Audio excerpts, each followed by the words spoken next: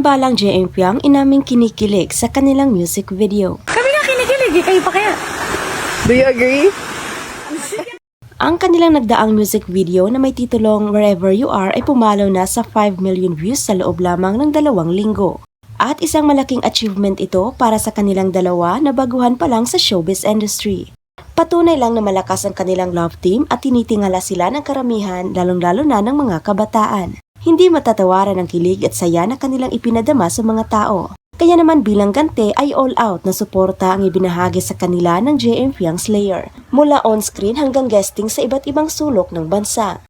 At dahil sa kasikatang tinatamasa nila ngayon ay halos wala ng pahinga ang dalawa sa kaliwat kanang trabaho. Si Fiang ay nag-shoot ngayon para sa produktong Del Monte Fruity Zing, plus siya rin ang bagong endorser ng Urban Smiles Dental Clinic.